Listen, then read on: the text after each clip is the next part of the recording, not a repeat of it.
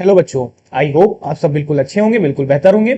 आज हम लोग देखेंगे हम लोग का क्लास 7 का एक न्यू चैप्टर है जो कि है एल्जेब्रिक एक्सप्रेशंस। हम लोग ने क्लास 8 में भी यही चैप्टर पढ़ा था, एल्जेब्रिक एक्सप्रेशंस। अभी मैंने रिसेंटली उसकी वीडियो अपलोड की थी। सेम वैसे हमको क्लास 7 में भी पढ़ना है। बस क्या होता है, जो डिफरेंस आ जाता है क्लास 8 में, वहां पे एक न्यू टॉपिक जुड़ के आ जाता है जो कि होता है फैक्टराइजेशन। तो हमको क्लास 7 में एल्जेब्रिक एक्सप्रेशन में हमको सिर्फ यहाँ पे बेसिक टर्म्स को पढ़ना है, जो कि होते हैं हमारे वेरिएबल्स क्या होते हैं, हमारे कांस्टेंट टर्म्स क्या होते हैं, ऐड और सब्ट्रैक्ट करना सीखेंगे एल्जेब्रिक एक्सप्रेशंस को, और सिंप्लीफाई करना भी सीखेंगे। तो हम लोग पहले यहाँ पे ये जानते हैं कि एल्जेब्रिक एक्सप्रेशंस किसे कहते हैं हम लोग। तो जैसे हमने क्लास 8 में भी पढ़ाया था आपको कि what is N algebraic expressions, अब यहां पर भी हम लोग देखेंगे कि हम लोग एल्जेब्रिक एक्सप्रेशंस किसे कहते हैं। तो जैसे कि देखते हैं कंपोनेंट्स में पहला हमको दिया है a combination of variables, constants and mathematical operation like addition, subtraction, multiplication and division.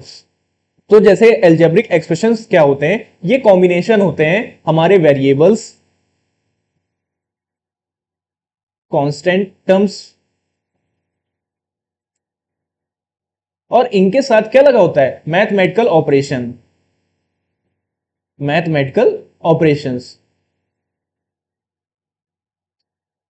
ठीक है, तो इन तीनों टर्म्स का जो कॉम्बिनेशन होता है, जो इन तीनों हमारे टर्म्स का जो कॉम्बिनेशन होता है, वही हमारा क्या कहलाता है, एल्जेब्रिक एक्सप्रेशंस। तो अगर हम लोग जानते हैं वेरिएबल्स हम लोग किसको कहते हैं, जो हमारे अल्फाबेट्स होते हैं इंग्लिश के, तो हमारे ए से मतलब जेड तक जितने भी अल्फाबेट्स हो जाएंगे इंग्लिश के, वो हमारे किस में आ जाएंगे, वेरिएबल्स में आ जाएंगे। जो कांस्टेंट टर्म्स हो जाएंगे वो हमारे क्या होते हैं, न्यूमेरिकल वैल्यूज होती हैं, जो उसको हम लोग नंबर्स कह सकते हैं, जैसे 1 2 3 5 7, ये हमारे कैसे हो जाते हैं, कांस्टेंट टर्म्स हो जाते हैं। और अगर इन्हीं के साथ वेरिएबल्स और कांस्टेंट टर्म्स के साथ क्या हो जाए, मैथमेटिकल ऑपरेशन लग जाए, तो ये जो कॉम्बिनेशन बनता है वेरिएबल, कांस्टेंट टर्म्स और मैथमेटिकल ऑपरेशन का, ये कॉम्बिनेशन हमारा, ये जो फ्रेज है, ये हमारा क्या कहलाता है, एल्जेब्रिक एक्सप्रेशंस कहलाता है। क्या कहलाता है, एल्जेब्रिक एक्सप्रेशन। तो a phrase that combines variables, constant terms and mathematical operation, they are called an algebraic expressions. तो अब हम लोग देखते हैं वेरिएबल्स क्या होते हैं। तो हमने पढ़ा था क्लास 8 वाली वीडियो में भी कि जो वेरिएबल्स होते हैं इनकी वैल्यूज हर एक इक्वेशन में क्या करती हैं, वेरी करती हैं। तभी इसका नाम क्या पड़ा है, वेरिएबल, कि जो जिसकी वैल्यू ऐसे हमारे इंग्लिश अल्फाबेट्स जिनकी वैल्यू क्या करे, वेरी करे हर एक डिफरेंट इक्वेशन में। तो जैसे कि अगर मैं आपको यहां पे दिखा सकता हूं, अगर मैं एक इक्वेशन लेता हूं यहां पे 2x माइनस 2 इक्वल टू 0। अब देखते हैं यहां पे हमारी x की वैल्यू कितनी आती है। तो देखिए ये -2 LHS में इधर आएगा, RHS में हो जाएगा, प्लस में हम लोग को पता है LHS से RHS में या RHS से LHS में जाते हैं तो जो हमारे मैथमेटिकल ऑपरेशन होते हैं वो क्या हो जाते हैं, अपोजिट हो जाते हैं। तो जो माइनस का अपोजिट साइन होता है वो कौन सा होता है, प्लस होता है। तो RHS में आएगा तो +2 हो जाएगा। अब 2x के साथ मल्टीप्लाई में, अब इधर आ जाएगा, किस में हो जाएगा, डिवाइड में हो जाएगा। तो ये हो जाएगा 2/2 और 2 से 2 कट जाएगा, x की वैल्यू कितनी आ जाएगी, 1 आ जाएगी। लेकिन अगर हम लोग यहां पे कोई दूसरी इक्वेशन ले लें, जैसे मान लेते हैं 3x माइनस 6 इक्वल टू 0। अब यहां पे देखिए ये -6 है, LHS में RHS में आएगा अपोजिट साइन के साथ, तो हो जाएगा +6। 3x के साथ मल्टीप्लाई में इधर आ जाएगा हमारा डिवाइड में, तो हो जाएगा 6/3। अब इसको हम लोग काट देंगे तो हो जाएगा 3 2 6। तो यहां पे देखिए इस इक्वेशन में हमारी जो फर्स्ट इक्वेशन है, यहां पे हमारी जो x की वैल्यू आ रही है वो आ रही है 1, और सेकंड इक्वेशन में जो हमारी x की वैल्यू आ रही है वो आ रही है 2। जबकि हमारा जो वेरिएबल है, जो हमारा जो अल्फाबेट है x, उसकी सेम है, लेकिन उसकी जो वैल्यूज आ रही हैं डिफरेंट डिफरेंट इक्वेशन में, वो कैसी कर रही हैं, वेरी कर रही हैं, चेंज हो रही हैं। यहां पे x की वैल्यू 1 आ गई, यहां पे x की वैल्यू 2 आ गई। तो इसीलिए हम लोग ने वेरिएबल्स को क्या कहा है, ऐसे अल्फाबेट्स जिनकी वैल्यू क्या करें, हर एक डिफरेंट इक्वेशन में वेरी करें, वो हमारे होते हैं वेरिएबल्स। तो हमारे वेरिएबल्स कोई भी हो सकते हैं, कोई भी इंग्लिश अल्फाबेट हो सकता है हमारा। ठीक है, हमारा जो कांस्टेंट टर्म्स होता है वो क्या होता है, वो हमारे नंबर्स होते हैं, जो हमारे न्यूमेरिकल कोफिशिएंट हम लोग उनको कह सकते हैं। तो हमारे जितने भी नंबर्स हो गए, जैसे अगर 1 से लेके इन्फिनाइट तक जितने भी नंबर हो गए, वो सब हमारे किस में आएंगे, कांस्टेंट टर्म्स में आएंगे। जैसे अगर इसी इक्वेशन में देखा जाए 2x माइनस 2 में, तो यहां पे जो ये -2 है, ये जो 2 है, ये क्या है, हमारा कांस्टेंट टर्म है, इसकी वैल्यू कहीं नहीं चेंज होगी। अगर इस इक्वेशन में अगर 2 रखा गया है, तो अगर कोई दूसरी इक्वेशन ले ले, मान लेते हैं यहां पे 3x माइनस 2, तो -2 तो सेम रहेगा ना भैया, क्या चेंज हो जाएगा इक्वेशन में, दूसरी इक्वेशन में पुट करने से नहीं चेंज होगा। वो यहां पर भी 2 है और इसको यहां पर भी 2 ही पढ़ा जाएगा, कुछ डिफरेंट नहीं पढ़ा जाएगा। इसीलिए ये हमारे जो नंबर्स होते हैं ये कांस्टेंट होते हैं, कांस्टेंट, क्या होते हैं? कांस्टेंट, जो स्थिर रहे, जो कभी अपनी चेंज ना करें वैल्यू को, वो हमारे होते हैं कांस्टेंट टर्म्स। अब हम लोग जान चुके हैं what is an algebraic expression. तो अब combination of variables, constant terms and mathematical operation, they are called an algebraic expression.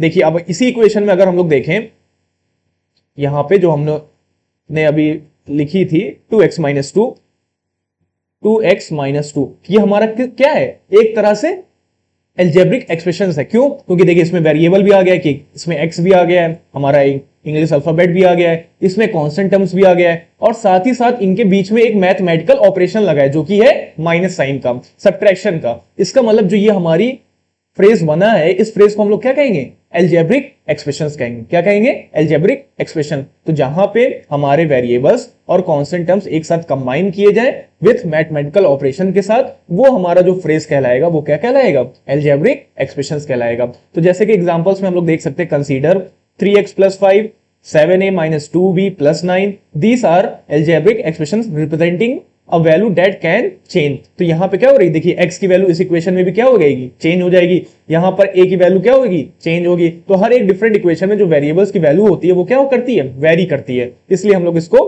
Variables भी पढ़ते हैं। की difference, unlike equations expression do not have an equal sign, they represent a value not a statement of equality. तो जो unlike equations होते हैं वो expressions होते हैं जिसमें इक्वल साइन नहीं लगा होता है। ठीक है, यहां पे जो हम लोग ने इक्वल साइन लगा दिया था इस इक्वेशन में, कि इक्वल साइन तभी लगेगा जब हमारे क्या होंगे? इक्वेशंस इक्वल होंगे। ठीक है, अब आगे पढ़ते हैं हम लोग नेक्स्ट स्लाइड्स में। अब पढ़ते हैं की parts of N algebraic expression. तो हमने पहले ही आपको पढ़ा दिया है कि व्हाट इज वेरिएबल। तो a letter X Y A that stands for an unknown और चेंजिंग न्यूमेरिकल वैल्यू। समझ गए ना? जो अपनी वैल्यू, न्यूमेरिकल वैल्यू को क्या करे? चेंज करता रहे। ठीक है, जिसकी कोई वैल्यू अभी हमको पता नहीं है, और जब हम लोग उसको फाइंड आउट करेंगे डिफरेंट डिफरेंट इक्वेशन में, तो उसकी वैल्यू क्या होती जाएगी? चेंज होती जाएगी। उसको हम लोग कहते हैं वेरिएबल्स। तो it is the mystery number in our math. इसको कहते हैं हम लोग मिस्ट्री नंबर। वेरिएबल्स को हम लोग क्या कहते हैं? मिस्ट्री नंबर, क्योंकि इसकी वैल्यू क्या हो सकती है? कुछ भी हो सकती है, कोई भी मिस्ट्री हो सकती है, कोई भी मिस्ट्री नंबर हो सकता है। ठीक है, तो इसको हम लोग कहते हैं वेरिएबल्स। तो a letter of English alphabets that stand for an unknown or changing numerical value, they are called an variables। अब constant terms क्या होते हैं भैया? तो अब fixed numerical value that does not change, तो हमने अभी आपको पहले बताया, ऐसे numerical value जिनकी value change नहीं होती है। For example, in 3x plus 5, the 5 is an constant term। तो भैया जो 5 है उसकी कोई वैल्यू चेंज नहीं होगी, चाहे वो किसी भी डिफरेंट इक्वेशन में 5 रखा जाए, वो हमेशा कैसा रहेगा? सेम रहेगा, उसको 5 ही पढ़ा जाएगा, कुछ डिफरेंट नहीं पढ़ा जाएगा। ठीक है, फिर कोफिशिएंट क्या होते हैं? तो the number that is multiply by a variable in the expression 6x, the number 6 is the coefficient. तो जो वेरिएबल्स के साथ अलजेब्रिक एक्सप्रेशंस में जो वेरिएबल्स के साथ नंबर मल्टीप्लाई किए जाते हैं उनको हम लोग कहते हैं कोफिशिएंट। जैसे कि अगर यहां पे हम लोग इक्वेशन ले लें 3x प्लस 5, तो हमको पहले देखना है वेरिएबल्स कौन से हैं। तो वेरिएबल्स वाला हमारा क्या होगा? 3x होगा, क्योंकि इसमें इंग्लिश अल्फाबेट लगा हुआ है, x हमारा। अब जो x के साथ नंबर मल्टीप्लाई किया गया है, सुनिएगा, जो x के साथ नंबर मल्टीप्लाई किया गया है वही हमारा जो नंबर है वो हमारा क्या बन जाएगा? कोफिशिएंट बन जाएगा x का। x वेरिएबल का क्या बन जाएगा? कोफिशिएंट। तो यहां पे जो x का कोफिशिएंट हो जाएगा, कोफिशिएंट ऑफ, अगर हम लोग लिखेंगे कोफिशिएंट ऑफ x, तो इसको क्या होगा? 3। तो हमारा जो कोफिशिएंट ऑफ x है वो क्या हो जाएगा? 3 हो जाएगा। तो जो भी वेरिएबल्स के साथ नंबर मल्टीप्लाई होते हैं वही उस वेरिएबल के क्या हो जाते हैं? कोफिशिएंट हो जाते हैं। क्या हो जाते हैं? कोफिशिएंट हो जाते हैं। तो बच्चा लोग समझ में आ रहा है ना? कोफिशिएंट क्या होगा? जो नंबर्स हमारे मल्टीप्लाई होंगे वेरिएबल्स के साथ, वो उस वेरिएबल का क्या बन जाएगा? कोफिशिएंट बन जाएगा। क्या बन जाएगा? कोफिशिएंट बन जाएगा। ठीक है, तो बिल्कुल धीमे धीमे समझते चलना है, बिल्कुल कहीं घबराना नहीं है। बिल्कुल जहां भी ना समझ में आए पॉज करिएगा वीडियो को और फिर से रिवाइंड करके देखिएगा। अब नेक्स्ट पढ़ते हैं। तो हम लोग ने वेरिएबल्स भी जान लिया है, कांस्टेंट टर्म्स भी जान लिया और कोफिशिएंट भी जान लिया है। तो हम लोग अगर कोई भी हमको इक्वेशन दे दी जाए, जैसा मान लिया जाए 6x प्लस 5y प्लस 1, जैसे ये मान लीजिए हमारी एक अलजेब्रिक एक्सप्रेशन है। अब इसमें हमको x का कोफिशिएंट पूछा जाए। क्या पूछा जाए? x का कोफिशिएंट। तो बस आपको क्या देखना है? जो नंबर x के साथ मल्टीप्लाई में है वो हमारा क्या हो जाएगा? x का कोफिशिएंट हो जाएगा। तो x का कोफिशिएंट कौन सा नंबर हो जाएगा? 6 हो जाएगा। अगर y का पूछा जाएगा तो कौन सा नंबर हो जाएगा? 5 हो जाएगा। बस सिंपल है बिल्कुल। ठीक है, तो ये हमारा हो जाएगा कोफिशिएंट। अब आगे पढ़ते हैं हम लोग। Like terms versus unlike terms क्या होते हैं? तो लाइक टर्म्स क्या होते हैं? Terms that have the same variables raised to the same power. For example 3x and -5x are like terms because both have the same variable x to the power of 1। तो कहने का मतलब है like terms हम उनको कहेंगे भैया जिस अलजेब्रिक एक्सप्रेशन में हमारी जो वेरिएबल्स हो वो कैसे हो? सेम हो, और उनकी जो पावर भी लगी हो वो भी कैसी हो? सेम है। जैसे कि अगर यहां पे बोल दिया जाए 2y² प्लस 5y²। अब यहां पे ये जो एल्जेब्रिक एक्सप्रेशन है इसमें हमारे जो टर्म्स हैं उनको अलग कर लेंगे। तो जैसे यहां पे पहला टर्म हो जाएगा हमारा 2y² और सेकेंड टर्म हो जाएगा हमारा 5y²। अब हमको क्या देखना है? इसमें हमको देखना है वेरिएबल्स को। तो क्या मेरे वेरिएबल्स जो हैं, जो इंग्लिश अल्फाबेट हमने लिया है y, क्या दोनों टर्म्स में सेम है? तो हाँ भैया, इसमें भी y है और इसमें भी क्या है? y है। अब इनकी पावर को देखना है, तो पावर हमारी क्या है y की? इसमें भी 2 है और इसमें भी क्या है? 2 है। इसका मतलब ये दोनों टर्म्स कैसे हो जाएंगे? लाइक टर्म्स हो जाएंगे। कैसे टर्म्स हो जाएंगे? Like terms. तो लाइक टर्म्स उनको कहेंगे जिनके वेरिएबल सेम होने चाहिए और उनके साथ जो पावर लगी है वो भी कैसी होनी चाहिए? सेम होनी चाहिए। अब इसी तरह अनलाइक इसका अपोजिट हो जाएगा। तो टर्म्स विद डिफरेंट वेरिएबल्स और different powers, example include 4x 3y और 2x² एंड 2x। तो सिंपल सी बात है, अगर हमारे वेरिएबल्स डिफरेंट हो जाएं और उनकी जो पावर्स हो वो भी कैसी हो जाएं? डिफरेंट हो जाएं, तो वो हमारे जो टर्म्स होंगे वो कैसे हो जाएंगे बच्चा लोग? अनलाइक टर्म्स हो जाएंगे। कैसे हो जाएंगे? Unlike terms. तो जैसे अगर मान लेते हैं यहां पे हम लोग लिख लेते हैं 3x² प्लस 5y। अब देखिए यहां पे जो टर्म्स हो गए वो हो जाएंगे 3x² और 5y। अब इसमें जो वेरिएबल है वो कौन सा है? x का है, और इसमें जो वेरिएबल है वो किसका है? y का है, और पावर्स भी डिफरेंट है। इसका मतलब जो ये टर्म्स हो जाएंगे 3x² और 5y, ये कैसे हो जाएंगे? अनलाइक टर्म्स हो जाएंगे। कैसे टर्म्स हो जाएंगे? अनलाइक टर्म्स हो जाएंगे। ठीक है, अब आप लोग को समझ में आ गया होगा लाइक टर्म्स क्या होंगे और अनलाइक टर्म्स क्या होंगे। जिनके वेरिएबल सेम होंगे और उनकी पावर भी सेम होगी वो टर्म्स हमारे लाइक टर्म्स, और जिनके वेरिएबल्स डिफरेंट और उनकी पावर भी डिफरेंट वो हमारे अनलाइक टर्म्स। ठीक है, अब देखते हैं हम लोग क्वेश्चंस पे आते हैं। Right all the terms of each of the following algebraic expressions. तो हमको सारे टर्म्स को अलग अलग करके लिखना है। एल्जेब्रिक एक्सप्रेशंस हमको दिए हैं, इनके टर्म्स को अलग अलग करके निकलना है। तो हमको क्या करना है, जहां भी आपको ऑपरेशन दिया रहे, ये मैंने 8th में भी बताया था, 8th वाली वीडियो में, जहां पे भी आपको दिखाई दे कोई प्लस माइनस कोई भी मैथमेटिकल ऑपरेशन दिखाई दे, बस उस मैथमेटिकल ऑपरेशन को क्या कर देना है? इरेज कर देना है, और उसकी जगह क्या लगा देना है? कॉमा लगा देना है, और वही हमारे टर्म्स को अलग कर देगा। तो यहां पे 2x² - 7 में ये जो माइनस साइन लगा था इसको हमने क्या कर दिया? इरेज कर दिया, और इसकी जगह क्या लगा दिया? कॉमा लगा दिया। तो ये हमारे जो दो टर्म्स निकल के आए वो कौन कौन से आए? 2x² और 7, ये हमारे हो जाएंगे टर्म्स। तो इनको हम लोग पढ़ेंगे 2x² और 7। इस एल्जेब्रिक एक्सप्रेशंस में हम लोग देखते हैं कौन से हमारे टर्म्स होंगे। तो जहां पे प्लस है हमने बताया वहां पे इरेज करके कोई भी मैथमेटिकल ऑपरेशन वहां पे उसको इरेज करके कॉमा लगा दीजिए। तो जैसे 2x² plus y² - 3xy plus 4। तो पहला ये हमारा मैथमेटिकल ऑपरेशन है, तो इसको हम लोग क्या कर देंगे? इरेज भैया, और लगा देंगे कॉमा। फिर ये माइनस वाला भी मैथमेटिकल ऑपरेशन है, इसको भी क्या कर देंगे? इरेज, और इसकी जगह क्या लगा देंगे? कॉमा।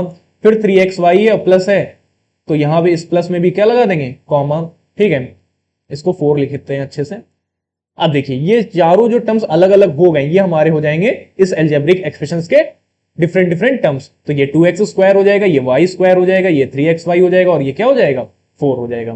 तो बस सिंपल है, जहां भी मैथमेटिकल ऑपरेशन दिखाई दे वहां पे उसको इरेज करके क्या लगा देना है? कॉमा, और वो क्या कर देगा? हमारा डिफरेंस कर देगा एल्जेब्रिक एक्सप्रेशंस में अलग अलग डिफरेंट टर्म्स को। ठीक है, अब हम लोग पढ़ते हैं identify the like terms and also mention the numerical coefficient of those term. अभी हमने कोफिशिएंट पढ़ा है, तो चलिए भैया इसमें भी लगा के देखते हैं। तो हमको पहले क्या करना है? आइडेंटिफाई करना है लाइक टर्म्स को, इसमें लाइक टर्म्स पहचानना है। ठीक है, तो यहां पे जो लाइक टर्म्स हो जाएंगे वो हमारे कौन से हो जाएंगे भैया? जहां पे हमने लाइक टर्म्स में पढ़ा है, अभी क्या पढ़ा था? जिसमें वेरिएबल हमारे कैसे होने चाहिए? सेम, और उनकी पावर भी सेम होनी चाहिए। तो यहां पे x, यहां पे y, यहां पर भी देखिए y, और यहां पर भी x। तो देखिए समझिएगा, कंफ्यूज मत होइएगा, यहां पे xy और इसको yx लिखा है। देखिए वेरिएबल्स को अरेंज करके चाहे जैसे भी लिखा जाए, लेकिन जो हमारे इंग्लिश अल्फाबेट होने चाहिए हर एक टर्म्स में वो सेम होने चाहिए। जैसे यहाँ पे x पहले लिखा गया, y बाद में लिख दिया गया, तो इसको xy हम लोग पढ़ेंगे। और यहाँ पे पहले y को लिख दिया गया, बाद में x को लिख दिया गया, तो इसको क्या पढ़ेंगे? yx पढ़ेंगे। लेकिन जो वेरिएबल्स है वो तो सेम है ना। ठीक है, हमारे जो इंग्लिश अल्फाबेट है वो तो सेम है, यहां पर भी x है, यहां पर भी x है, यहां पर भी y, और यहां पर भी क्या है? y है। तो इसका मतलब हमारे जो लाइक टर्म्स हो गए वो कौन कौन से हो गए? 4xy और -3yx। ठीक है, इनकी पावर भी सेम है, x में भी पावर 1 लगा, इसमें भी 1 लगा हुआ है। ठीक है, y में भी 1 लगा हुआ है और इस वाले टर्म्स में y की पावर 1 लगा हुआ है। तो यहां पे हमारे क्या है, पावर भी सेम है।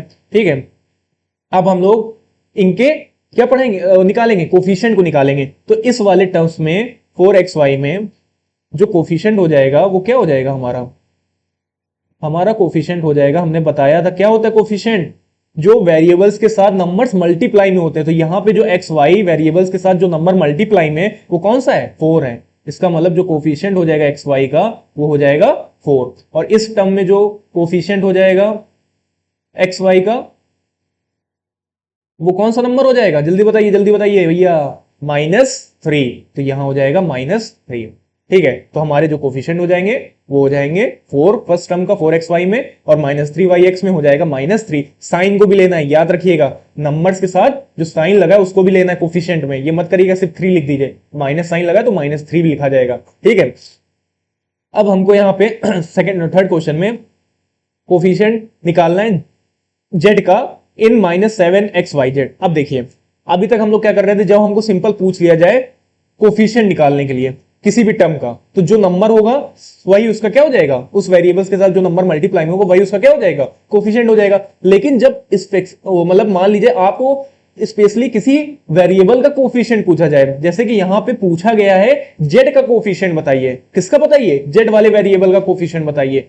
तो इसमें हम लोग क्या करते हैं, जो हमको टर्म्स दिया रहेगा -7xyz, इसमें जो जेड वाला वेरिएबल है इसको छोड़ के या इसको इरेज कर दीजिए, इस वाले जेड वाले वेरिएबल को क्या कर दीजिए, इरेज कर दीजिए। जो बाकी बचा हुआ है यही हमारा कोफिशिएंट हो जाएगा जेड का। तो यहां पे हम लोग लिखेंगे कोफिशिएंट ऑफ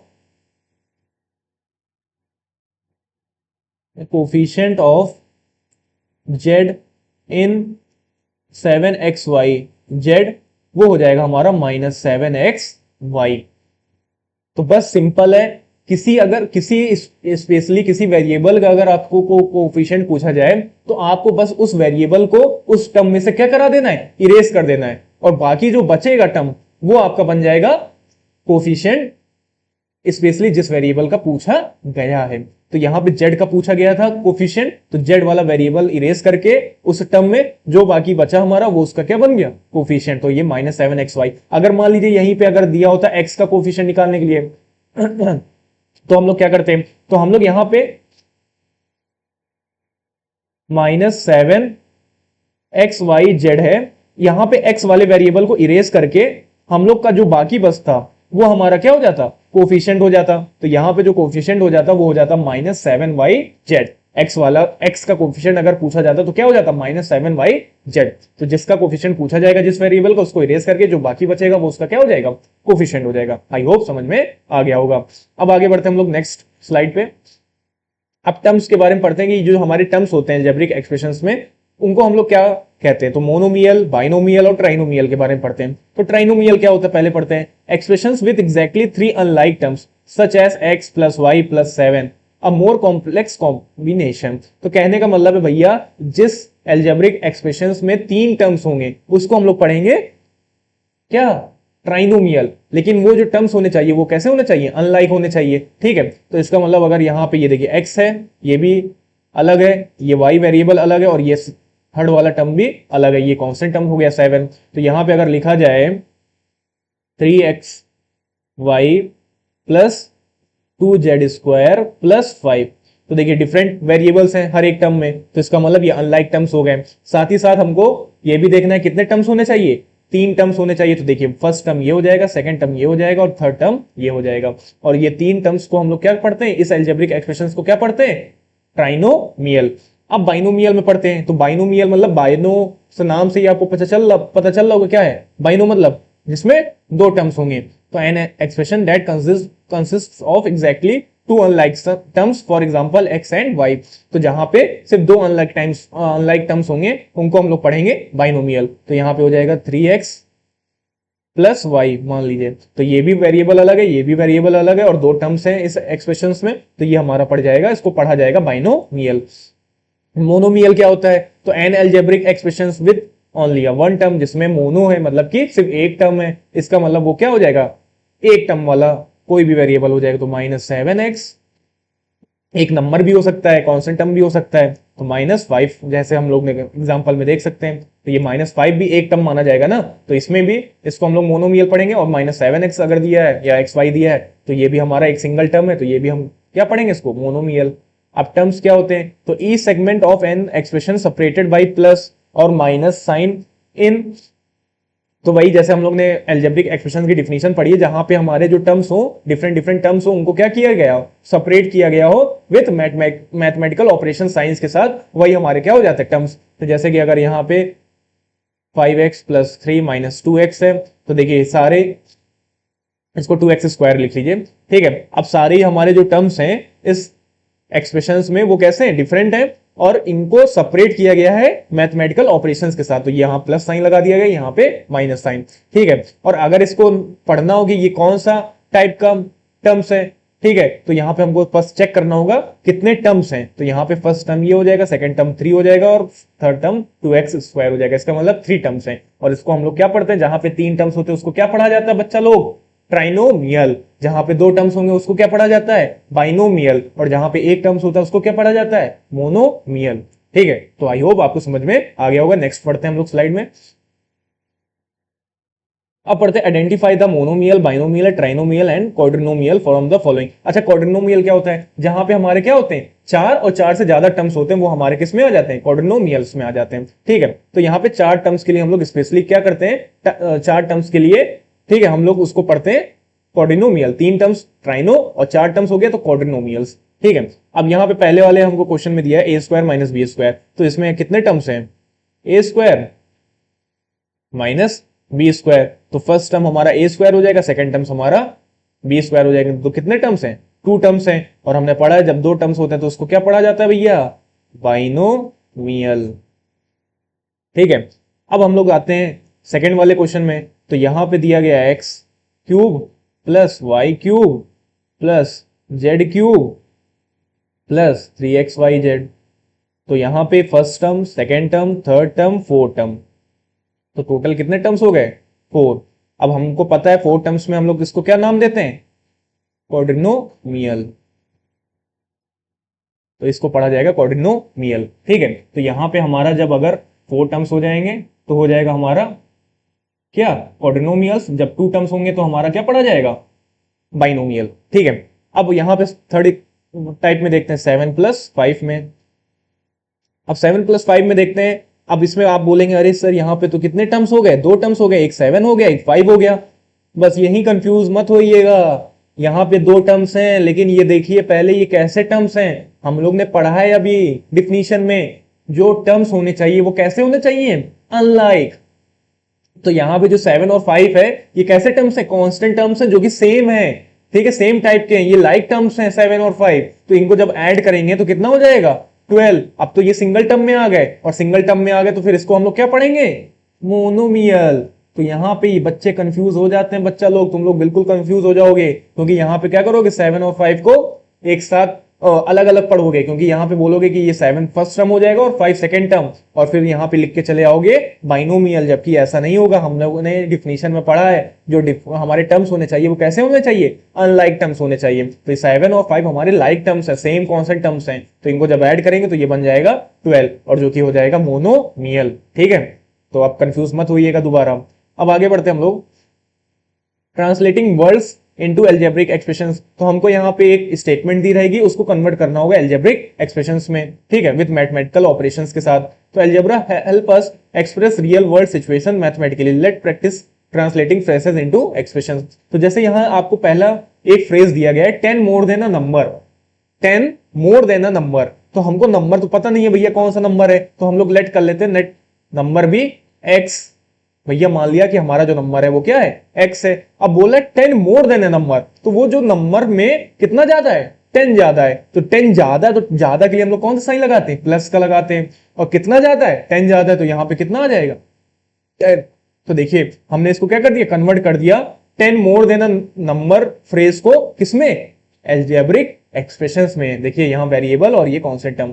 तो विथ मैथमेटिकल ऑपरेशन, तो इसको हम लोग पढ़ देंगे एल्जेब्रिक एक्सप्रेशन। तो ऐसे ही आपको भी करना है, फ्रेज दिया रहेगा, आपको उसको पहले पढ़ना है, ठीक है, केयरफुली, फिर उसको आपको समझना है और उसके बाद उसका आपको एल्जेब्रिक एक्सप्रेशंस लिख देना है।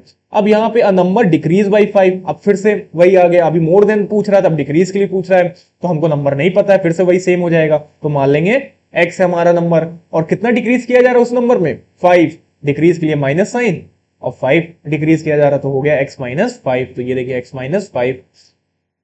अब बोल रहा है the sum of a number and 9, तो कोई नंबर है और उसको 9 के साथ क्या किया जा रहा है, सम किया जा रहा है, तो फिर से हमको नंबर नहीं पता, तो हमने मान लिया x हो गया, कोई भी वेरिएबल ले लीजिए, लेट कर लीजिए a b c d, तो हम मान लेते a, और उसमें कितना ऐड किया जा रहा है 9, तो हो जाएगा a प्लस 9। तो जैसे यहाँ पे इन्होंने n वेरिएबल लिया तो n प्लस 9 हो गया। The product of 6 and a number, तो कोई नंबर है और उसको प्रोडक्ट किया जा रहा है 6 के साथ, मल्टीप्लाई किया जा रहा है 6 के साथ, तो 6 इंटू कोई भी नंबर ले लीजिए, कोई भी नंबर लेट कर लीजिए, x हो गया मान लीजिए, तो हमने कर लिया 6x, इन्होंने k को लेट किया तो इन्होंने लिख दिया 6k। ठीक है, तो आपको समझ में आ गया होगा। हमको पहले स्टेटमेंट को केयरफुली पढ़ना है, वो स्टेटमेंट क्या क्या रही है। अगर जब नंबर में बात है कि नंबर में डिक्रीज किया जा रहा है, सब्ट्रैक्ट किया जा रहा है, ऐड किया जा रहा है, और आपको नंबर नहीं पता, तो क्या लेट कर लोगे, कोई भी इंग्लिश अल्फाबेट को लेट कर लेना, और उसमें जो कहा जा रहा है कि ऐड किया जा रहा है, कि सब्ट्रैक्ट किया जा रहा है, कि मल्टीप्लाई किया जा रहा है, कि डिवाइड किया जा रहा है, बस आपको उसमें वो कर देना है और उसका सिंबल लगा देना है।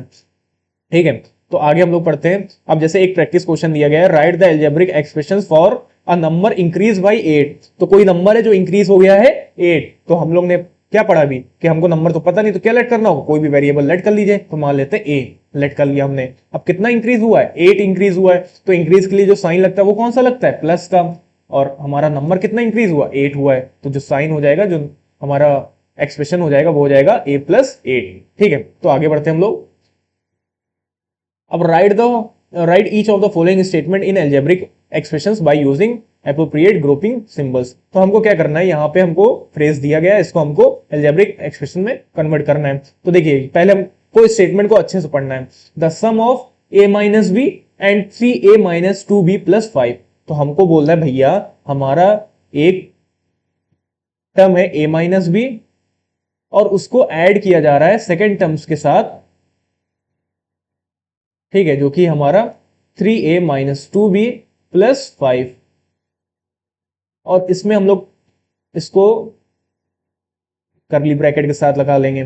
फिर कह रहा है कि इस subtracted from 4a plus 2b minus 7, किससे सब्ट्रैक्ट किया जा रहा है, फ्रॉम लगा हुआ है, फ्रॉम का मतलब क्या होता है, जो जिससे सब्ट्रैक्ट किया जाएगा वो क्या हो जाएगा, आगे आ जाएगा, तो इससे सब्ट्रैक्ट किया जा रहा है 4a प्लस 2b माइनस 7 से, तो ये क्या हो जाएगा, इससे सब्ट्रैक्ट किया जा रहा है, तो ये आगे आ जाएगा, तो ये हो जाएगा 4a प्लस 2b माइनस 7। अब ये सब्ट्रैक्ट किया जा रहा है, तो इनके बीच में जो ये हमारा करली ब्रैकेट और ये जो टर्म्स हैं, इनके बीच में जो सिंबल लगेगा वो किसका लगेगा, माइनस का, सब्ट्रैक्ट का, तो इसलिए ये हो जाएगा ऐसे। तो इसको लिखा जाएगा round bracket 4a plus 2b minus 7, फिर माइनस का साइन क्योंकि सब्ट्रैक्ट किया जा रहा था, फिर करली ब्रैकेट में a minus b plus 3a minus 2b plus 5। अब इसको सॉल्व मत कर दीजिएगा कि यहाँ पे लाइक टर्म्स को सॉल्व कर दिया, सॉल्व नहीं करना, इसको हमको एक्सप्रेशंस में लिखना था, इसलिए हम लोग इसको बस फ्रेज को एक्सप्रेशन में लिख के छोड़ देंगे, बस यही हमारा क्या हो जाएगा आंसर।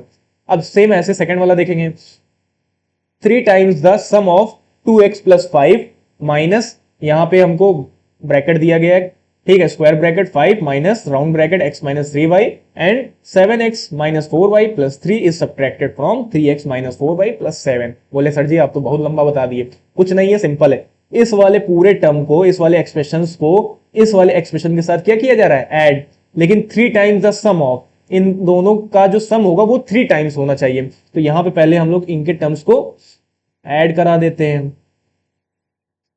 5x माइनस 3y, ठीक है, प्लस, अब ये सेकेंड टर्म हमारा हो गया 7x माइनस 4y प्लस 3, ठीक है।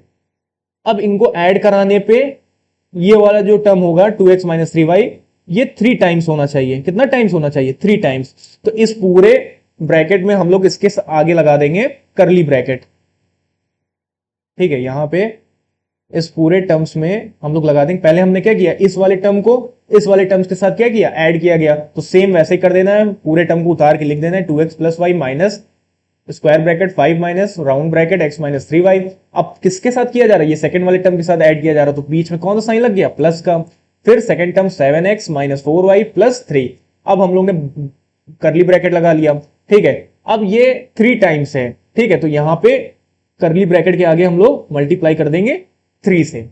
अब इसको सब्ट्रैक्ट किया जा रहा है, इस पूरे टर्म को सब्ट्रैक्ट किया जा रहा है किससे, from 3x minus 4y plus 7 से। तो फ्रॉम लगा हुआ है, हमने बताया जो फ्रॉम लगा होता है वो आगे आ जाता है, तो ये पूरा टर्म आगे आ जाएगा, तो हो जाएगा 3x माइनस 4y प्लस 7। और सब्ट्रैक्ट किया जा रहा है तो पहले इसको राउंड ब्रैकेट में कर लीजिए, लिख लीजिए अंदर, और इसको सब्ट्रैक्ट किया जा रहा है इस वाले पूरे टर्म के साथ, तो यहां पे इसके बीच में क्या लगा देंगे, साइन लगा देंगे।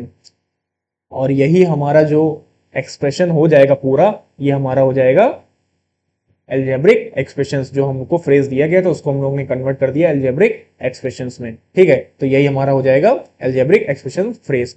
तो अब आई होप समझ में आ गया होगा। पहले हमको स्टेटमेंट को केयरफुली पढ़ना है, क्या कह रहा है स्टेटमेंट उसको समझना है, और उसके बाद जो भी कह रहा है उसको मैथमेटिकल ऑपरेशन के साथ हमको सॉल्व कर देना और लिख देना है। सॉल्व नहीं करना, सॉरी सॉल्व नहीं करना है, लिख देना है बस, ठीक है। सॉल्व कर देंगे तो गलत हो जाएगा, वहां पे आपको वैल्यू नहीं फाइंड आउट करनी है, आपको बस उसको फ्रेज को अलजेब्रिक एक्सप्रेशंस में लिख देना है, ठीक है।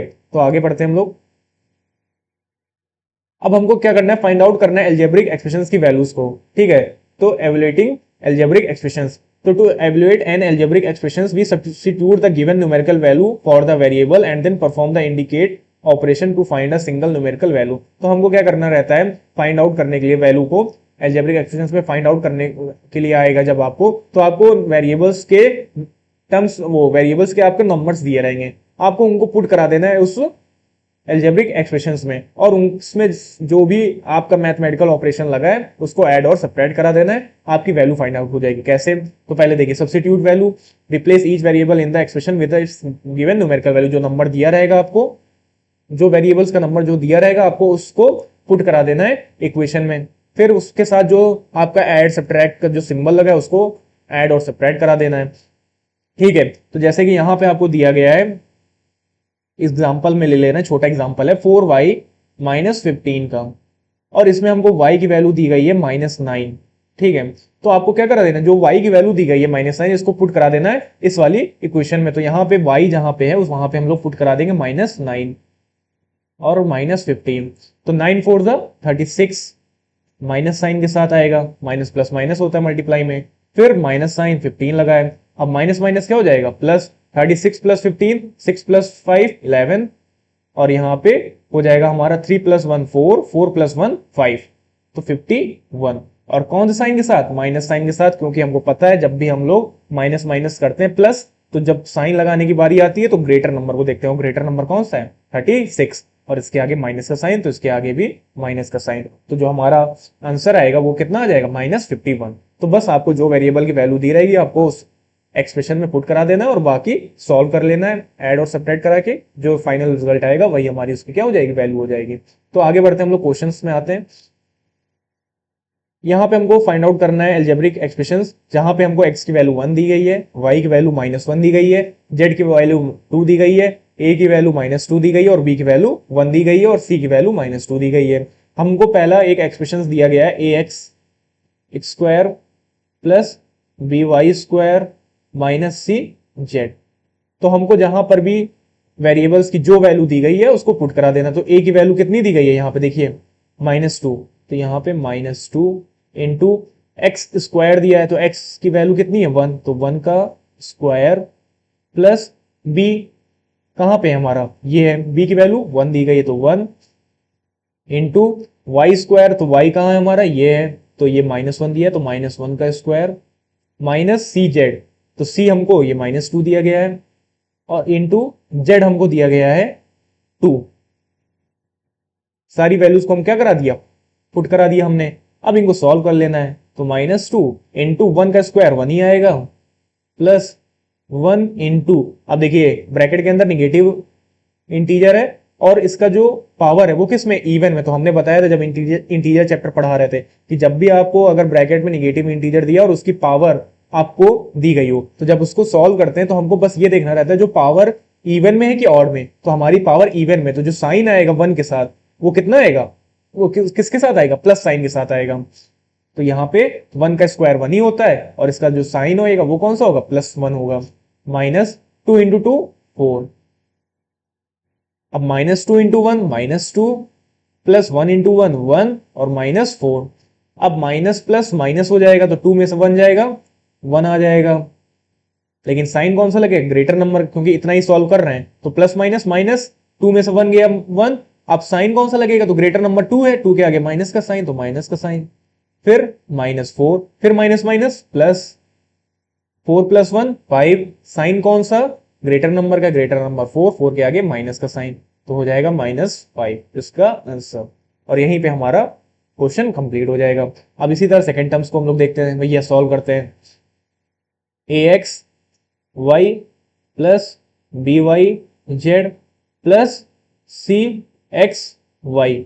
अब a वाले वेरिएबल्स कहाँ है हमारा, उसकी वैल्यू कितनी दी गई, -2 दी गई, तो -2 इंटू एक्स की वैल्यू 1 तो 1 इंटू वाई की वैल्यू -1 प्लस बी की वैल्यू 1 इंटू वाई की वैल्यू कहाँ गई हमारी, -1, जेड की वैल्यू 2 प्लस सी की वैल्यू -2। अब देखिए यहां पे प्लस भी है और -2 की वैल्यू है, तो इसको ब्रैकेट में कर लीजिएगा। जब दो एक साथ साइन आ जाए तो उसको ब्रैकेट में कर लीजिए। तो -2 इंटू एक्स हमारा दिया गया है 1 और हमको y दिया गया है -1। एक बार चेक कर ले कहीं हमारे ऊपर तो नहीं लिखने लगा है। हाँ थोड़ा ऊपर आ गया, लेकिन समझ जाइएगा, ठीक है। तो ये हो गया इतना। अब इसको आपको सॉल्व कर लेना है। तो यहां पे -2 इंटू 1 हमारा क्या हो जाएगा, -2। फिर ये भी -1 था, तो देखिए अभी रुक जाइए, -2 इंटू 1 -2 और फिर इंटू -1 भी है, तो माइनस माइनस प्लस और 2 × 2, तो यहाँ 2 लिख लेंगे, ठीक है। अब इसको इरेज कर देंगे। अब इसको सॉल्व करते हैं। तो यहाँ पे 2 × 2 और 2 इंटू -1 -2, ठीक है भैया। यहाँ पे 2 हो जाएगा, 2 इंटू 1 और फिर -1 भी है, तो 2 इंटू -1 -2। फिर यहाँ पे इस वाले पूरे टर्म्स में आते हैं, तो -2 इंटू 1 इंटू -1, तो ये -2 इंटू 1 -2 और माइनस माइनस प्लस, तो +2। तो प्लस माइनस -2 कट जाएगा, ये भी 2 है, ये भी 2 है, लेकिन प्लस और माइनस का साइन है तो ये कट गए, तो बाकी क्या बचा, 2 बचा। और यही हमारा क्या हो जाएगा, आंसर हो जाएगा। तो फाइनली हमारा आंसर आ जाएगा सेकंड टर्म के लिए भी, ठीक है। तो ऐसे आपको फाइंड आउट करना है। आपको जो वेरिएबल्स की वैल्यू दी रहेगी आपको उसको इक्वेशन में पुट करा के, बाकी जो मैथमेटिकल ऑपरेशन दिया ऐड और सब्ट्रैक्ट का, उसको क्या करा देना है, ऐड और सब्ट्रैक्ट करा देना है। अब आगे बढ़ते हैं हम लोग। Add the following expressions. तो भैया अब हम लोग ऐड करना सीखेंगे। तो हमने बताया था कैसे ऐड करते हैं, लाइक टर्म्स के साथ ही ऐड होंगे, अनलाइक टर्म्स कभी भी ऐड नहीं होते, याद रखिएगा, लाइक टर्म्स ही ऐड होंगे, ठीक है। तो देखिए यहां पे हमको दिया x³ -2 x² y plus 3 xy² minus y³ 2x³ -5 xy² plus 3x² y -4 y³। अब पहले क्या करना है बच्चा लोग, हमको वेरिएबल्स को देखना है जो लाइक वाले हैं। हमने लाइक टर्म्स में पढ़ा था, लाइक टर्म्स कौन से होते हैं, जिनके वेरिएबल सेम होने चाहिए और उनकी पावर भी सेम होनी चाहिए। तो देखिए x³, अब इसका कोई दूसरा यहां पे टर्म दिया गया है, हाँ भैया दिया गया है, ये देखिए x³, ठीक है। तो इनको एक साथ लिख लो, x³ प्लस 2x³। फिर जितने लाइक टर्म्स वाले उनको एक साथ लिख लीजिए। अब ये x² y दिया गया, तो x² y का कोई वेरिएबल है, हाँ भैया ये भी है। देखो यहाँ भी x की पावर 2 है और y की पावर 1 है, यहां पर भी x की पावर 2 और y की पावर 1, तो इनको भी एक साथ कर लेंगे। -2 x² y plus 3 x² y plus, अब ये भी हो गए। अब बचा 3xy², तो इसका कोई वेरिएबल दिया गया, हाँ भैया ये भी दिया गया xy², तो यहाँ पे 3xy² -5 xy², ये भी कंप्लीट हो गया। अब बचा माइनस वाई क्यूब, तो ये माइनस वाई क्यूब, और यहाँ पे भी minus y cube minus 4y cube दिया है, इसके भी वेरिएबल सेम है, इनको एक साथ हमने लिख लिया, जितने भी लाइक टर्म्स हैं उनको पहले एक साथ लिख लीजिए। अब उनको सॉल्व कर लीजिए, तो ये प्लस में ये भी प्लस में, दोनों लाइक टर्म्स हैं तो ऐड हो जाएंगे, तो 2+1, क्योंकि इसके आगे हम लोग मानते हैं 1 लगा हुआ है, 2+1 3x क्यूब। ठीक है, अब ये सॉल्व कर लिया, अब इनको सॉल्व करना है। 3x² और -2x² ये माइनस में, ये प्लस में है, तो प्लस माइनस क्या हो जाएगा, -3 में से 2 जाएगा 1 आएगा, लेकिन साइन कौन सा आएगा, प्लस का, क्योंकि ग्रेटर नंबर के आगे प्लस का साइन है, 3 के आगे प्लस का साइन, तो +1, और यहां पे वेरिएबल को उतार देंगे पूरे, तो x² प्लस अब 3x² और -5xy², तो ये माइनस में ये प्लस में, तो प्लस माइनस क्या हो जाएगा, -5 में से 3 जाएगा 2 हो जाएगा। अब ये प्लस अभी हमने जो लगा दिया इसको मत लगाइएगा, देखिए अब साइन की बारी आएगी, तो यहां पे ग्रेटर नंबर कौन सा है, 5 के आगे साइन कौन सा लगा, माइनस का, इसलिए यहां पे जो साइन आएगा माइनस का आएगा। जैसे हमने गलती से प्लस का लगा दिया ना जल्दी जल्दी में, ये ना करिएगा, पहले सॉल्व करिएगा, उसके साथ जो उस नंबर के साथ सॉल्व करने पे जो साइन आएगा वो यहां पे लिखा जाएगा, तो -2xy²। अब इस वाले टर्म्स को करिए, तो माइनस माइनस प्लस, ठीक है, 4+1, क्योंकि वाई क्यूब के आगे मानते कि क्या लगा हुआ है 1, तो 4+1 5y³। अब ऐड तो कर लिया, लेकिन साइन कौन सा लगेगा, तो ग्रेटर नंबर कौन सा है 4y³, इसके आगे कौन सा नंबर वो साइन लगा है माइनस का, तो यहां पे माइनस। अब ये सारे हमारे अनलाइक टर्म्स हैं, तो हमको पता है अनलाइक टर्म्स को हम लोग ऐड नहीं कर सकते, तो इससे ज्यादा अब हम लोग इसको सिंप्लीफाई नहीं कर सकते, ऐड नहीं कर सकते, बस यहीं पे आके हम लोग इसको छोड़ देंगे और यही हमारा क्या हो जाएगा, आंसर। ठीक है, तो ये आपको कंप्लीट हो गया है। सेम हम लोग सेकंड वाला भी कर लेंगे ऐसे ही। सेकंड वाले के लिए हम लोग को एक नई स्लाइड लेनी पड़ती है, देखते हैं भैया, ले लेते हैं एक नई स्लाइड, और यहां पे लिख लेते हैं पहले वेरिएबल्स को, तो 8a - 6, शायद a दिया है, a भी दिया है, +5 कॉमा लगा हुआ है, -6a -ab और -8b, फिर कॉमा दिया है -4a +2ab +3b। तो एक बार चेक कर लें सब कुछ सेम है कि नहीं है। ठीक है, ठीक है, सब कुछ सेम है। अब देखो भैया, ये 3 टर्म्स हैं, इन तीनों टर्म्स को हमको ऐड करना है, तो पहले हमने क्या बताया था, लाइक टर्म्स को एक साथ लिख लीजिए, ये a वाला वेरिएबल, ये भी a वाला वेरिएबल, और कोई भी है, हाँ ये भी a वाला वेरिएबल है, तो इन सारों को एक साथ लिख लेंगे, 8a -6a -4a।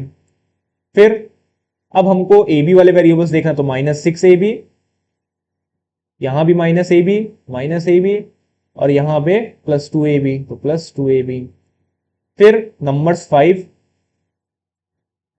अब देखिए यहां पे 5 अलग है, 5 का कोई दूसरा नंबर नहीं है, मतलब यहां पे कांस्टेंट टर्म्स बाकी टर्म्स में नहीं है, तो यहां पे ये बी वाला वेरिएबल और ये बी वाला वेरिएबल, इसको एक साथ लिख लीजिए, तो -8b +3b, और सिंगल बाद में हम लोग क्या लिख देंगे, 5 लिख देंगे, क्योंकि कांस्टेंट टर्म्स 5 के अलावा और कोई दूसरा नहीं है।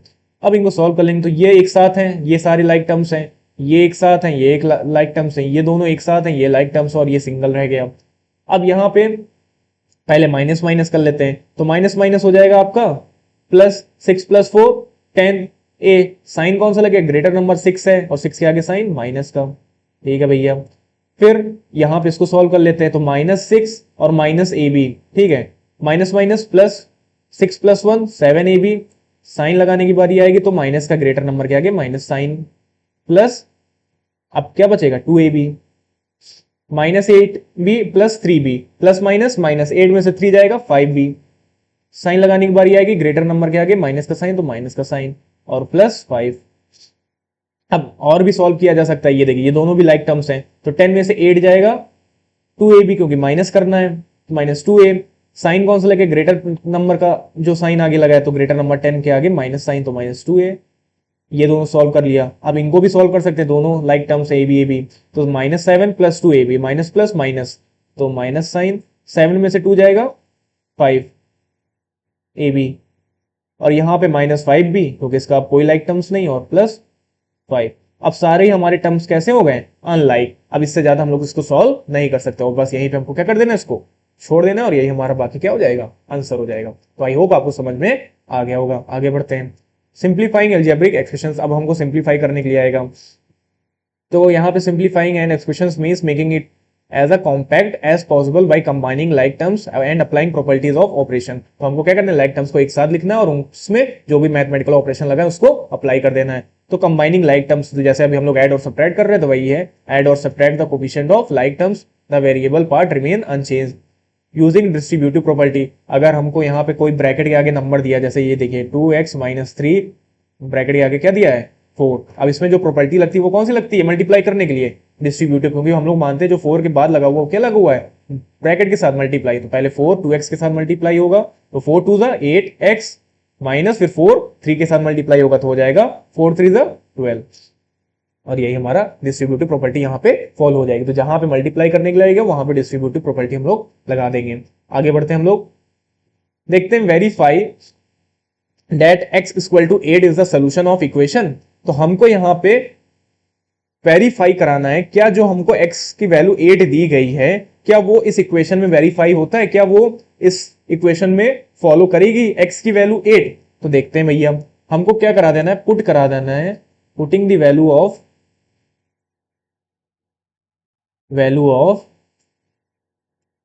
x in the equation. ठीक है, हमको इक्वेशन में x की वैल्यू पुट करा देनी है। तो देखिए 5x - 4 upon 8 minus x - 3 upon 5 equal to x + 6 upon 5। तो यहाँ पे एक काम करते हैं, लाइन खींच लेते हैं जिससे यहीं पे आपको समझ में आ जाएगा, बाकी आपको ज्यादा नहीं जाना पड़ेगा आगे। ठीक है, ये थोड़ा तिरछी लाइन चली गई क्या भैया, देखते हैं एक बार सीधी खींचने की कोशिश करते हैं, ये गई सीधी, तब भी तिरछी हो गई। ठीक है, इसको छोड़ दीजिएगा। अब यहाँ पे हम लोग देखते हैं x की वैल्यू को putting the value of x। तो x की वैल्यू क्या दी गई है, 8 दी गई है, तो जहां पे भी 8 है वहां पे x की वैल्यू पुट करा देंगे, x में पुट करा देंगे। तो x की वैल्यू जहां 8 दी गई तो यहाँ पे 8 - 4 अपॉन 8 माइनस x की जगह पे 8 - 3 अपॉन 5 इक्वल टू x की जगह पे 8 + 6 अपॉन 5। अब इसको हम लोग सॉल्व करेंगे। अगर सॉल्व करने पे हमारा LHS लेफ्ट हैंड साइड और राइट हैंड साइड अगर इक्वल आ रहा है, इसका मतलब ये x की वैल्यू फॉलो करेगी इस इक्वेशन में। तो अब हम लोग को चेक करना होगा, सॉल्व करना पड़ेगा।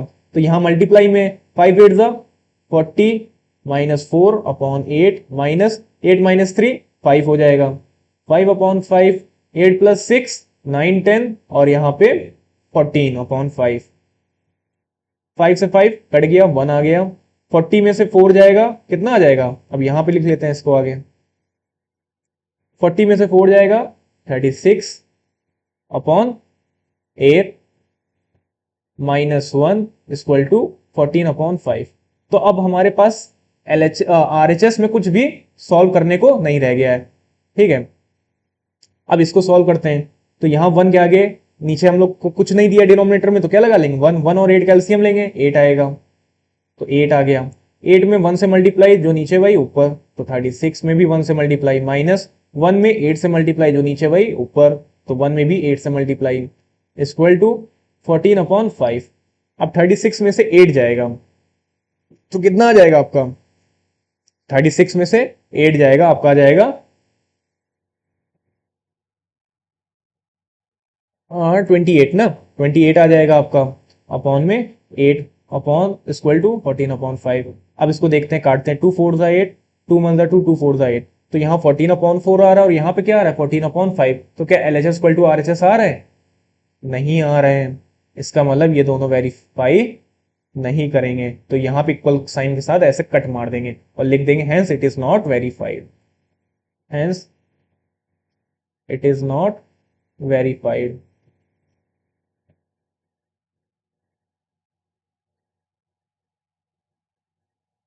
ठीक है, और यही हमारा क्या हो जाएगा, आंसर हो जाएगा। तो सिंपल था, हमको पहले जो भी वेरिएबल की वैल्यू दी गई तो उसको इक्वेशन में पुट करानी थी, चेक करना था कि क्या सॉल्व होता है कि नहीं। एक बार फिर से समझा दें क्या आपको, एक बार फिर से समझ लीजिए, चलिए आपके लिए फिर से समझा रहे हैं। आपको x की वैल्यू 8 दी गई है, इसको इक्वेशन में पुट कराना था, तो जहां पे x था वहां पे 8 पुट करा दिया, 8 - 4 अपॉन 8, अब माइनस x की जगह फिर से 8 पुट कराया, -3 अपॉन 5, और इस x में भी 8 पुट कराया तो 8 + 6 अपॉन 5।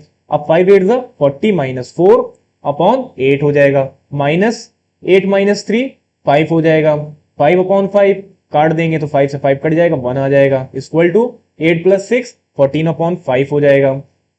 अब यहाँ पे 36 अपॉन 8 माइनस 1 हो गया। अब 1 के आगे कुछ नहीं लगा तो हमने क्या लगा लिया, 1 लगा लिया, और यहाँ पे एलसीएम ले लिया 8 और 1 का, जो कि हो जाएगा 8। 8 में 1 से मल्टीप्लाई, 1 में भी 8 से मल्टीप्लाई, तो 8 में 1 से मल्टीप्लाई तो ऊपर भी 36 में भी 1 से, 1 में 8 से मल्टीप्लाई तो न्यूमरेटर में भी 1 में 8 से मल्टीप्लाई। ठीक है, अब आरएचएस में तो कुछ भी नहीं है सॉल्व करने को, तो 36 माइनस 8, अब हमारा डिनोमिनेटर सेम था तो होल में डिनोमिनेटर में 8 लिया, इक्वल टू 14 अपॉन 5।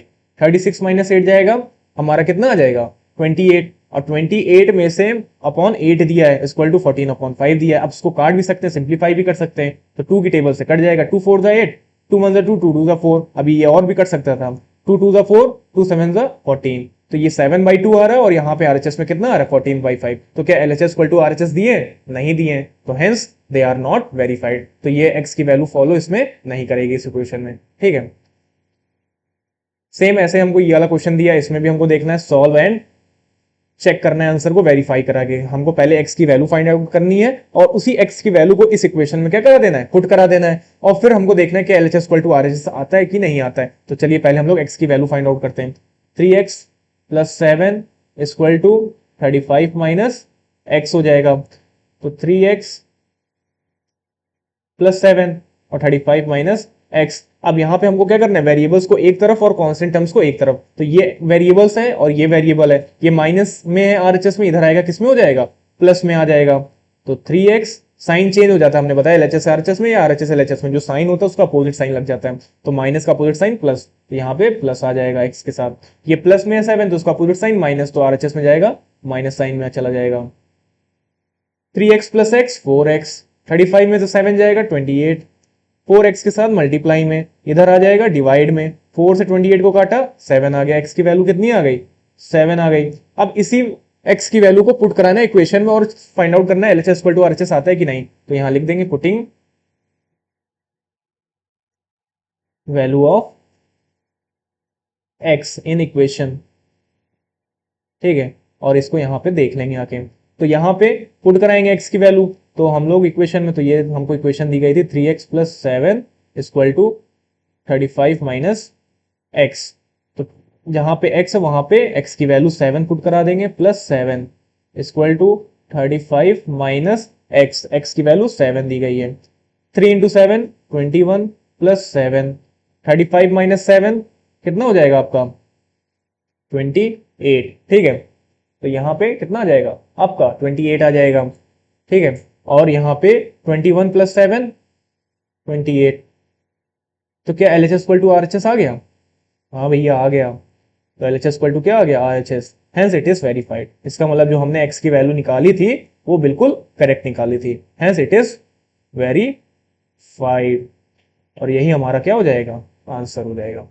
तो सिंपल था, समझ में आ गया होगा, पहले एक्स की वैल्यू निकालनी है और फिर उसको इक्वेशन में पुट करा देना है। अगर एलएचएस इक्वल टू आरएचएस आ जाएगा इसका मतलब हमारा क्या हो जाएगा, एक्स की वैल्यू वेरीफाइड हो जाएगी।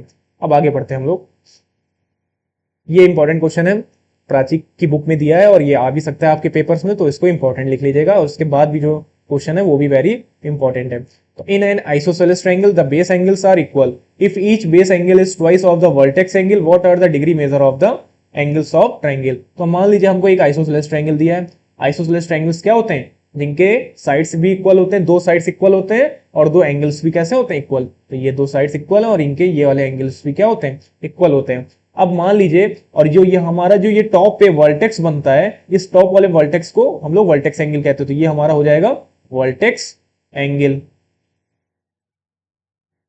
ठीक है, अब हमको बोल रहा है जो हमारे बेस एंगल है वो इक्वल है, तो ये वाला एंगल और ये एंगल, ठीक है, ये हमारे कैसे हैं इक्वल हैं, तो इसको हम लोग नाम भी दे देते हैं ए बी सी। ठीक है, तो हमारा एंगल बी और इक्वल टू है एंगल सी। तो हम लोग क्या करते हैं, ये हमारे बेस एंगल्स हैं और जो हमारा वर्टेक्स एंगल है ये हमको नहीं पता है, तो हम लोग लेट कर लेंगे, let the vertex angle be x. तो मान लेंगे जो आइसोसेलेस ट्रायंगल का जो वर्टेक्स एंगल है वो क्या है एक्स है। ठीक है, आप कुछ भी लेट कर सकते हैं, कोई भी वेरिएबल लेट कर सकते हैं। अब बोल रहा है जो बेस एंगल है हमारे, ईच बेस एंगल वो क्या है स्टेटमेंट को पढ़िएगा, each base angle is twice of the vertex angle, तो वो ट्वाइस है, ट्वाइस ऑफ वर्टेक्स एंगल, ठीक है। तो यहां पे वर्टेक्स एंगल के ट्वाइस है, तो 2 × ट्वाइस का मतलब क्या होता है 2 टाइम्स, 2 × वर्टेक्स एंगल को क्या लेट किया गया था x, तो ये हो जाएगा 2 × x 2x। इसका मतलब जो बेस एंगल्स हैं हमारे इक्वल बेस एंगल्स वो कितने x 2x हैं, तो ये b वाला भी 2x, ये भी 2x, और इसको हम लोग क्या लेट किया था x लेट किया था, ठीक है। तो ये हमारे बेस एंगल 2x और 2x आ गए। इसको एक मिनट इरेज कर देते हैं, थोड़ा अलग से लिख देते हैं, ये हमारा 2x और ये वाला एंगल भी 2x और ये हमारा वर्टेक्स एंगल x हो जाएगा। अब इसमें हम लोग क्या करेंगे, लगाएंगे angle sum property of triangle. तो हम लोग को पता है by angle sum property of triangle, हमको पता है जो सारे एंगल का जो सम होता है वो कितना होता है ट्रायंगल के 180। तो यहां पे लिख देंगे first angle plus second angle और plus third angle equal to हो जाएगा 180। अब फर्स्ट एंगल को हमने क्या, वर्टेक्स एंगल हमारा कितना था x था, लेट किया था x, जो हमारे बेस एंगल्स हैं वो इक्वल है, तो अगर ये 2x है तो ये भी 2x था, तो 2x plus 2x equal to 180, ठीक है। अब यहां पे 2x और 2x हो गया, तो 2x एक मिनट देख लें क्या आपको दिख रहा है कि नहीं दिख रहा है। अब इसके आगे नीचे लिखेंगे तो नहीं दिखेगा, तो एक काम करते हैं हम लोग नेक्स्ट स्लाइड ले लेते हैं, ठीक है। तो यहां पे x प्लस एक्स हम लोग यहां तक लिख लिए थे, x plus two x equal to 180। अब 2x plus 2x 4x, 4x plus 1x 5x, तो 5x इक्वल टू 180। 5x के साथ मल्टीप्लाई में इधर आ जाएगा डिवाइड में, 5 3 15, फिर 16 17 18, ठीक है 18, 3 कैरी जाएगा 30 बना लेगा और 5 6 30, तो इसका मतलब x की वैल्यू कितनी आ गई 36। और हमारे जो बेस एंगल्स थे वो कितने थे हमारे 2x थे, तो 2 × x की जगह क्या पुट करा देंगे 36 डिग्री, तो इसका मतलब कितना डिग्री आ जाएगा 72 डिग्री। तो हमारे जो बेस एंगल्स होंगे, ठीक है, यहां पे एक कर लेते हैं काम, फिर से बना लेते हैं फिगर थोड़ा। तो ये हमारा वर्टेक्स एंगल था जो था x, ये था हमारा 2x और ये भी हमारा था 2x। तो जो हमारा वर्टेक्स आया है वो x है और x हमारा कितना आया है 36 डिग्री। अब 2x हमारे कितने आए 72 और 72, और यहीं पे हमारे तीनों एंगल क्या हो गए फाइंड आउट हो गए। तो हमारा जो x वाला वर्टेक्स एंगल होगा वो 36 और बाकी जो हमारे बेस एंगल होंगे वो कितने होंगे 72 और 72, ठीक है। और यही हमारा क्या हो जाएगा आंसर, ठीक है। तो आपको ये क्वेश्चन अच्छे समझ में आएगा क्योंकि ये इंपॉर्टेंट क्वेश्चन है, क्वेश्चंस ये पेपर में आ सकते हैं, ये हमने इसीलिए इंपॉर्टेंट क्वेश्चंस लिए हैं जो कि पेपर्स में आ सकते हैं, ठीक है। अब एक और नेक्स्ट क्वेश्चन है जो कि वेरी इंपॉर्टेंट है, कह रहा है each of the two equal sides of a triangle are 4 metre less than 3 times the third side, find the dimensions of the triangle if its perimeter is 55 metre. कह रहा है कि हमारे दो इक्वल साइड्स हैं ट्रायंगल के, वो 4 metre less है third times the 3 times the third side. तो मान लीजिए हमारा एक कोई ट्रायंगल दिया है, ठीक है, इसको नाम दे देते हैं एबीसी। अब बोला है जो इक्वल साइड्स है हमारी वो 4 मीटर लेस है 3 टाइम्स द थर्ड साइड। तो हम लोग मान लेते हैं हमारा ये वाला जो ए वाला है इसको हम लोग थर्ड एंगल वो थर्ड साइड मान लेते हैं, सॉरी एंगल नहीं साइड दिया है। तो हमारा जो ये वाली साइड मान लेते हैं ए बी वाली, इसको हम लोग थर्ड साइड मान लेते हैं, और बाकी जो ये बीसी हैं ये दोनों हमारी कैसी हैं। अच्छा एक काम करिए थोड़ा अच्छे से आपको समझ में क्या आएगा कि इसमें आप बेस वाले को इन दोनों को इक्वल समझ लीजिए, ठीक है। ये दोनों इक्वल एंगल्स इक्वल साइड्स हो गई हैं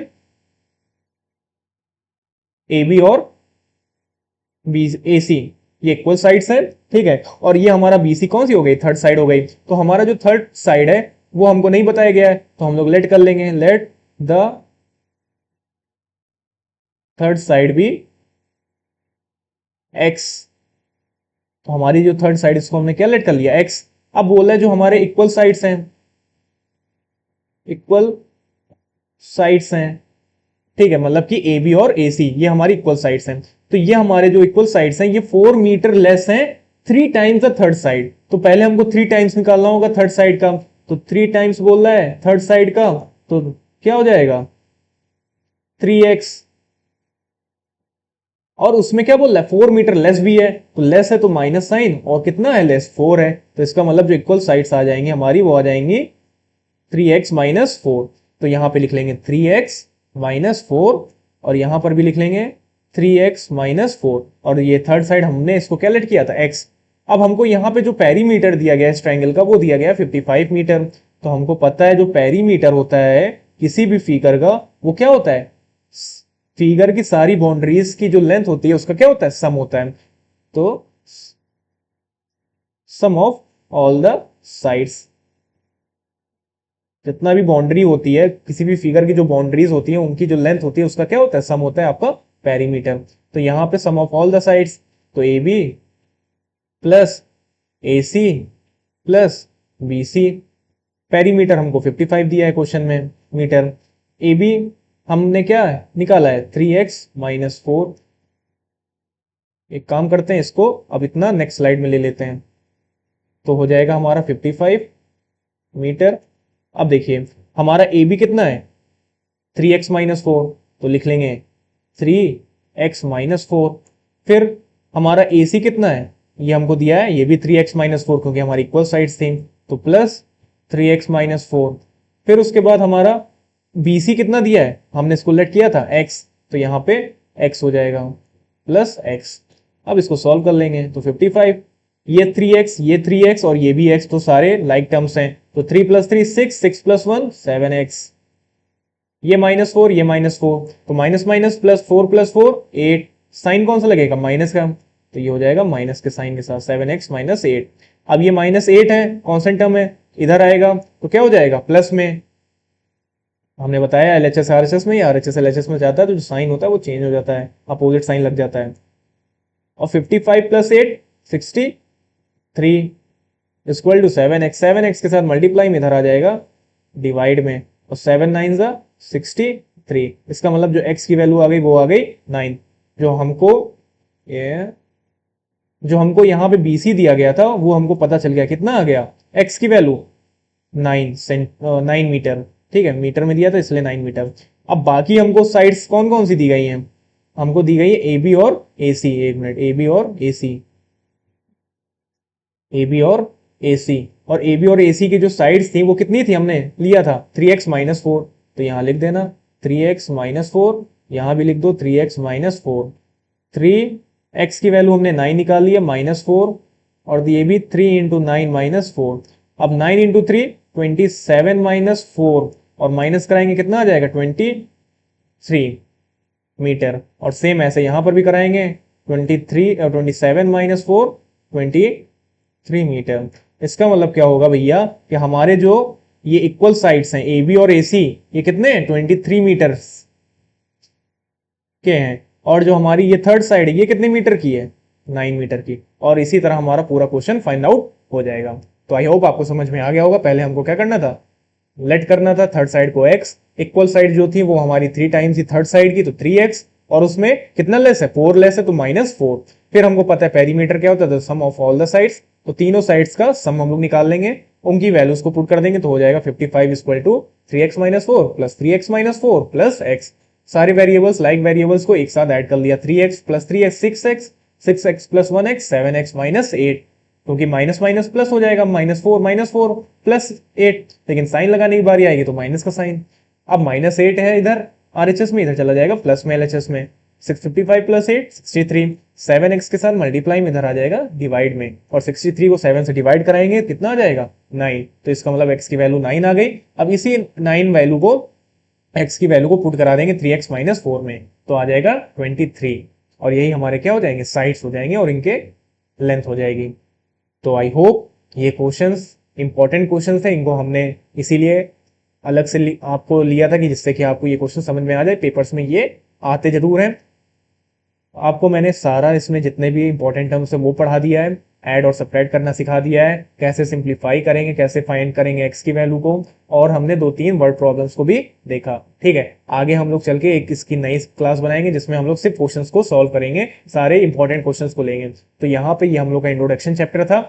आई होप आपको सारे टर्म्स समझ में आ गए होंगे। What is algebraic expressions, what is coefficient, what is constant terms, what is variables. ठीक है, कैसे ऐड और सब्ट्रैक्ट करते हैं, कैसे हम लोग मोनोमियल्स, ट्राइनोमियल और कोर्डिनोमियल को पहचानते हैं, तो आपने सब इस वीडियो में सीखा। तो आई होप आपको सब समझ में आ गया होगा। ना समझ में आया हो तो रिवाइंड करके एक बार वीडियो को अच्छे से देख लीजिएगा, फिर से आपको पक्का समझ में आ जाएगा। तो इसी के साथ गुड बाय, अगली बार हम लोग मिलते हैं फिर से नेक्स्ट वीडियो के साथ। और आपको प्यारे सा हमारा क्या कह ले, इसको क्या कह सकते हैं, प्यारा सा छोटू हम लोग को क्या कह रहा है, थैंक यू। तो भैया अगली वीडियो में हम लोग फिर से मिलते हैं एक अच्छी एनर्जी के साथ और एक नए चैप्टर के साथ।